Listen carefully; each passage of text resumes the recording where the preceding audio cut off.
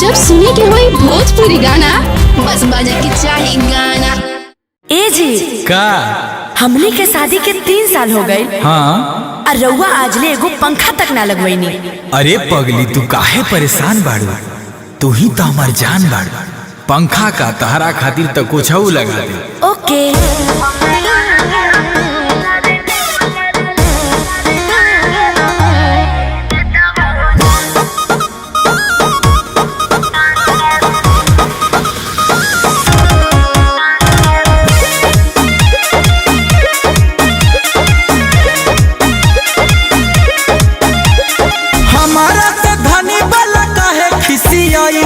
सुतई के बेरी तो हो मुहावा फुलाइलू। हमारा से धनी वाला काहे खिसियाइलू। सुतई के बेरी तो हो मुहावा फुलाइलू। लागेला तो रमिया बेनिया डोलाई देता हो ना। ए राजा हो हमारा ला कूलर लगा हवाई देता हो ना। ए राजा हो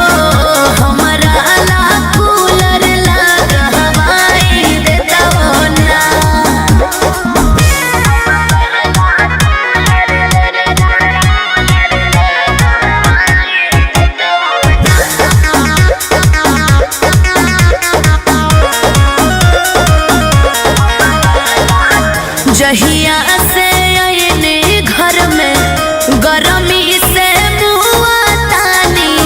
सुझे ना उपाय कवनो साहसत में जिया तानी।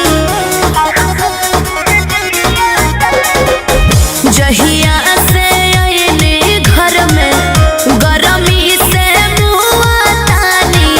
सुझे ना उपाय कवनो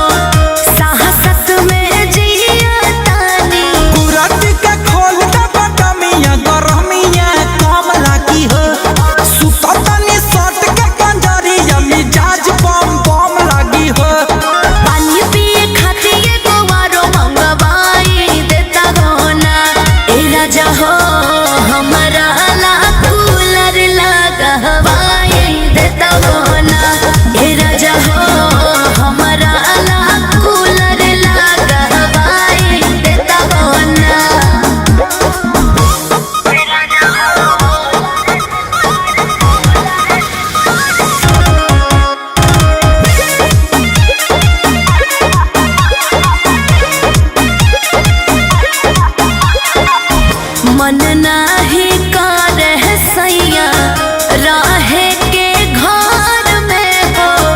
एकरा लेनी मन रहे रहती नहीं हार में हो। मन नाही करे सैया रहे के घर में हो। एकरा लेनी मन रहे रहती